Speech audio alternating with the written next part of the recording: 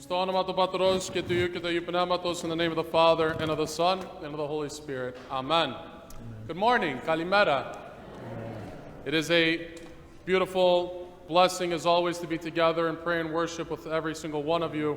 And today, again, as we are celebrating this beautiful period of the Pentecostarion, we are now into what is actually titled the 7th week after Pascha. And this week, today, we celebrated the fathers of the First Ecumenical Council post the ascension into heaven of our Lord, God, and Savior, Jesus Christ. Now, these two feasts kind of go together in a very symbolic and very theological way, because then it leads us into next week's great and holy feast of Holy Pentecost, 50 days after our Lord's glorious resurrection from the dead. And so today, even though we celebrated after the few days after our Lord's ascension into heaven, I always bring to mind that feast of the Ascension leading into today's gospel and today's feast. Because the Ascension, as we all understand, many of us actually see that as a somber moment, a sad moment, because our Lord literally ascended into heaven. He was not present with the disciples anymore. He was not physically there to minister, to perform miracles, to lead by example, to teach, and to offer all those parables that they needed to hear and to understand. But our Lord kept telling us, even in the scriptures, that He came to fulfill everything that was written in the law, so that in turn they can receive that deification and to receive the grace of our Lord always with them. And this is very powerful for every single one of us, because I think about it in myself, and I might have mentioned it last week as well too, when we talked about the Sunday of the blind man, that if we don't see Christ physically in front of us, we don't feel that He is there. That if we don't have Him on our phone or on our laptop or whatever the case would be, He's not present. That the only way that we can recognize and understand God is with us is that we can actually see Him physically in front of us. And unfortunately, that is not our declaration of faith. That is not our creed. That is not our belief as Orthodox Christians. Because us as Orthodox Christians, we are believing and faithful followers of Christ and of our Lord, and understanding that through His Holy Spirit, He is always present with us. So that when He ascended into heaven on 40 days after our Lord's resurrection from the dead and into His glory, He did not leave us. He promised us, and He still promised us to this day, that He will always be with us. But I have been asking myself, as I said it last week, and I feel that's been kind of the general theme post the resurrection of our Lord this year in 2021. Is it God who has left us, or is it us who have left God? And I think, unfortunately, with humility, the truth and the answer is we have left God. We have turned from God. God is always present. The church as a structure is always here. The worship and the prayers are always in a book. Now they're always on a phone, so we can always reach to it. But the question is, do we make it the time or the priority to have God always with us? Even though physically He's not in front of me like a mother or a father or an aunt and an uncle telling me what to do. Don't do this, do that, and this like that. Because once we have grown and matured, as our parents allow us to, we then go about in our lives and we then make mistakes, we learn from them, and we grow. But unfortunately, us as Christians, do we keep that as an embodiment to realize that Christ is always with us?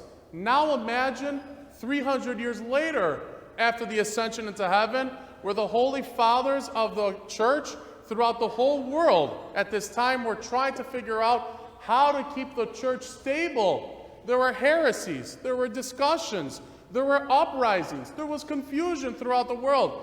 Do we believe in the Holy Trinity, or do we believe in Christ? Does the Holy Spirit come from God? Is it less than God? How are we supposed to pray? In which way do we perform the sacraments? Etc. and etc. Imagine these questions just to formulate and strengthen the church for the rest of eternity. The church fathers, think about this, in 321, can anyone tell me about 321, the history of 321? Were there cars? No. Were there iPhones to FaceTime each other from Carthage to Jerusalem to England to Rome and say, "Hi, Alexander, this is Nicholas of Myra. Oh, that sounds great. Yeah, let's go ahead.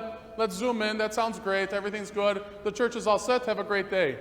No. They made every conscious effort to get together through peace, through faith, and with harmony to build the constructs through the grace of the Holy Spirit for our church, for our worship, and for our belief. That is why if you see the icon today of the fathers of the First Ecumenical Council, you see they have a large scroll in front of them. And on that scroll that is written is the creed that every single one of us declared almost every service in the Orthodox Church. You said it before in the middle of the liturgy. We say it in different languages. It's been transcribed in so many different ways so that we can express what we believe in. I believe in one God, Father Almighty. We say it. But they weren't able to conclude the whole creed as we have it to modern day until the Second Ecumenical Council. But I say, don't look into those nuances about what they did and how they did it. I say this part. Look at the effort. Look at the faith and the belief that these 318 men, shepherds, teachers, illuminaries, wise, believing, faithful men of the Orthodox Christian faith made every conscious effort to go to one area in Nicaea, to come together, not just for a day. This was talking about over a week span, to talk, to collaborate, to get angry with each other.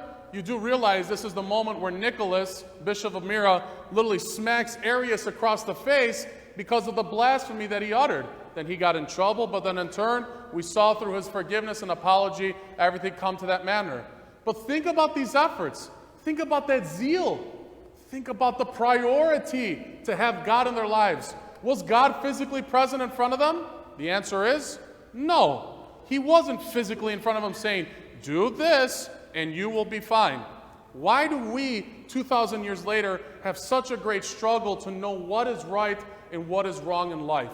Where is that wisdom? Where is that enlightenment? Where is that sight that we all ask to have and to see so that we can know what to do in our lives? And again, it goes back to what I was expressing before, and I contemplate this in my own prayer life. Have I turned myself against God, or has God left me? And unfortunately, the true answer, my friends, is God is always present. He is always there. He is always loving. He is always compassionate and always understanding and always merciful, forgiving. The question is, will I find the courage and humility to ask Him to stay with me? Because we'll have Him for an hour on Sundays, maybe at another moment when we come to church or we're in a desperation, we light a candle, but that's really about it. How are we going to be like those church fathers?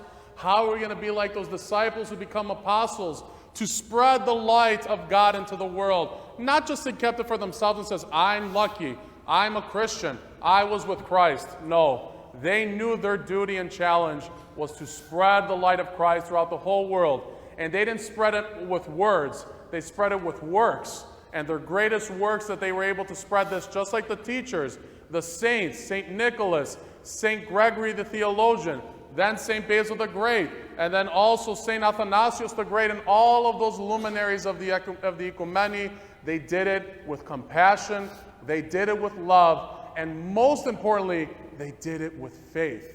Faith is going to be that support, my friends, that is going to give you the courage and strength to persevere through life. But if we do not maintain it and keep it, it will disappear. So that is the challenge that we see with ourselves today.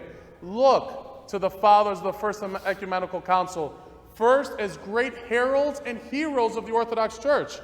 They are the ones who created the church as you have it.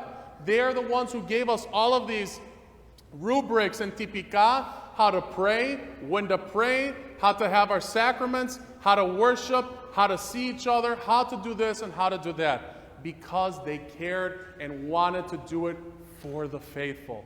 Every area of the world is different, and we recognize that.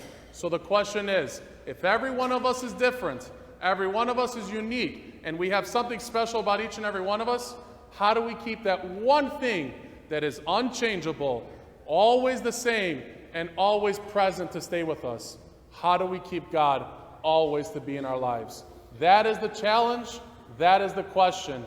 And only through faith, through belief, through worship, and action are we going to imitate those holy fathers and truly honor them appropriately by allowing Christ not only to reside with us, but to stay with us and show His light into the world to enlighten those who are in darkness and show that with love and with faith, anything is truly possible. Amen.